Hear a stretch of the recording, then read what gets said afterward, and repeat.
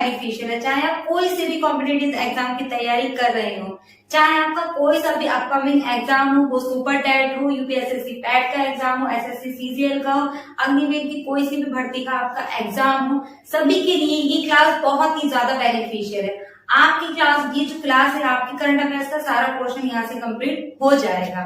और इस क्लास का जो पीडीएफ है उसका लिंक आपको डिस्क्रिप्शन में मिल जाएगा और लिंक आपको मेरे टेलीग्राम ग्रुप पर भी मिल जाएगा।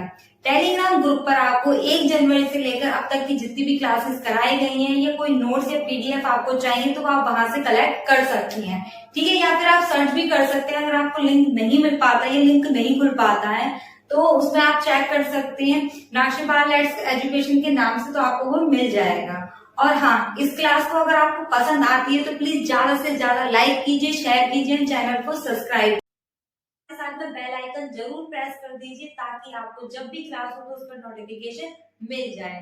तो आज की क्लास स्टार्ट करते हैं।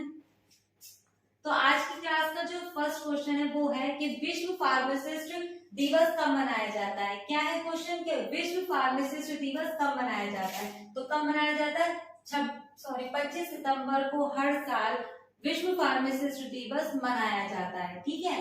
अब बात कर लेते हैं इसके मनाने के उद्देश्य की, कि इसे मनाया क्यों जाता है। तो जो विश्व फार्मासिस्ट दिवस है, जो हमारे देश के फार्मासिस्ट हैं वो क्या करते हैं, वो आम लोगों को दवाई सप्लाई करते हैं, यानी कि दवाई प्रोवाइड करते हैं। तो उनके सम्मान को और उनको बढ़ावा देने के लिए इस दिन को मनाया जाता है। इसका मनाने का रीजन एक और भी है, क्योंकि सन 2000 जब शुरुआत जो इसकी हुई थी वो 1912 से हुई थी।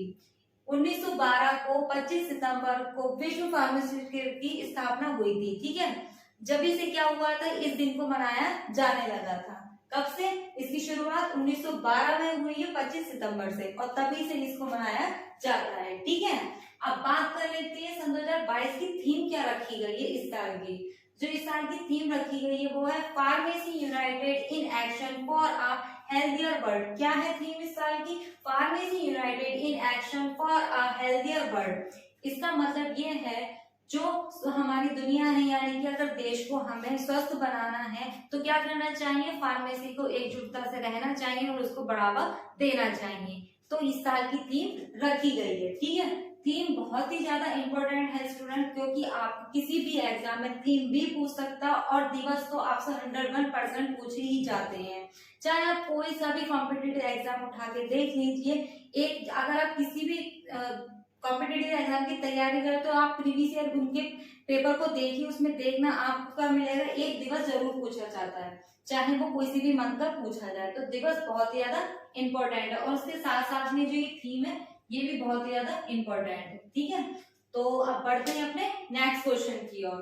तो नेक्स्ट क्वेश्चन है कि सेफ महिला चैंपियनशिप सन 2022 का खिताब किसने जीता है। क्या है क्वेश्चन? जो सेफ महिला चैंपियनशिप हुई है सन 2022 की, उसका खिताब किसने जीता है। तो किसने जीता है? बांग्लादेश ने जीता है, ठीक है। अब बात कर लेते हैं ये हुआ कहाँ पर था। तो ये नेपाल की जो कैपिटल है काठमांडू, वहां पर ये मैच हुआ था। कौन सा हुआ था? सेफ महिला चैंपियनशिप। इसे एशिया महिला चैंपियनशिप की ट्रॉफी भी कहा जाता है, यानी कि जो ये गेम है इसे एशिया महिला चैंपियनशिप भी कहा जाता है, ठीक है। और ये कहाँ पर हुआ है? बांग्लादेश में हुआ है, मतलब सॉरी, इसे जीता किसने है? बांग्लादेश ने जीता है। अब बात कर लेते हैं बांग्लादेश की। तो बांग्लादेश की कैपिटल क्या है आपकी? ढाका है। यहाँ की करेंसी क्या है? टका है। यहाँ की जो प्रेसिडेंट है वो कौन है?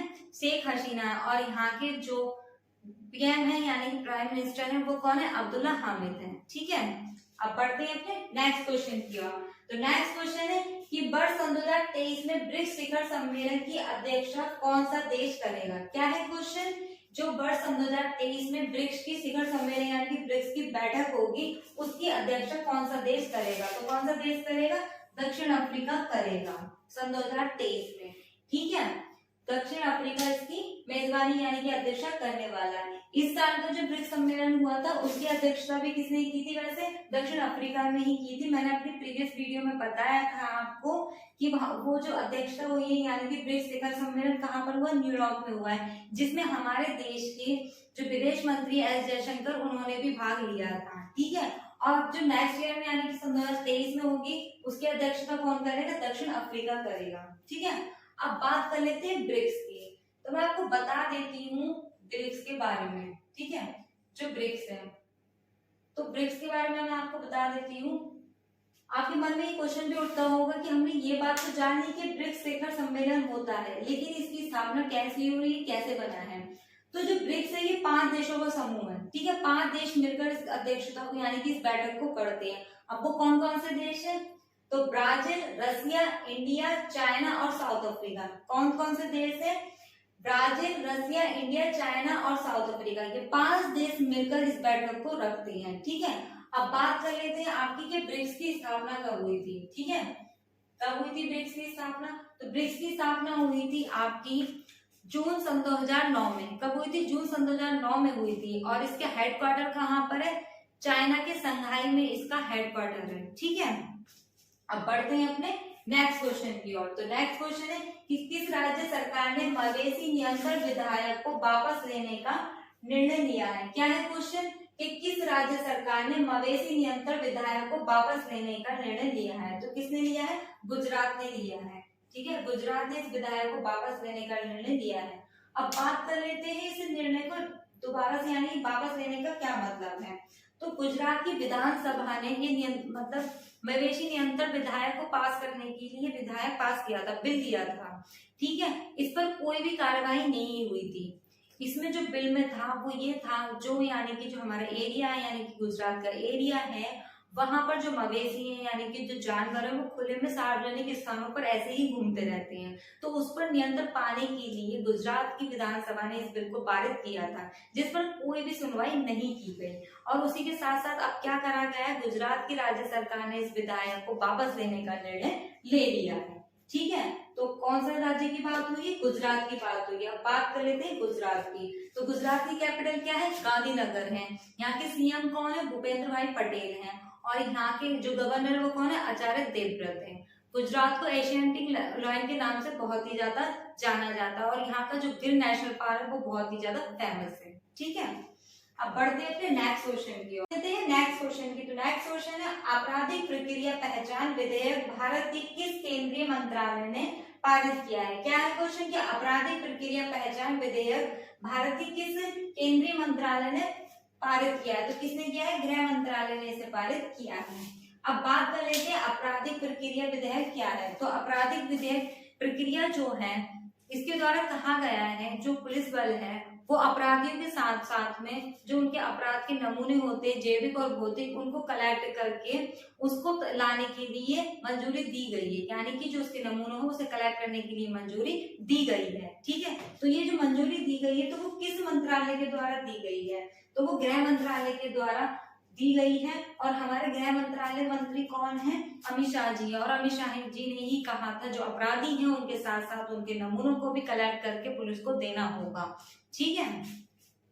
अब बात कर लेते हैं नेक्स्ट क्वेश्चन की। तो नेक्स्ट क्वेश्चन है कि भारतीय रिजर्व बैंक ने किस सहकारी बैंक का लाइसेंस रद्द कर दिया है। क्या है क्वेश्चन कि भारतीय रिजर्व बैंक ने किस सहकारी बैंक का लाइसेंस रद्द कर दिया। तो किस बैंक का कर दिया है, लक्ष्मी सहकारी बैंक का लाइसेंस रद्द कर दिया है।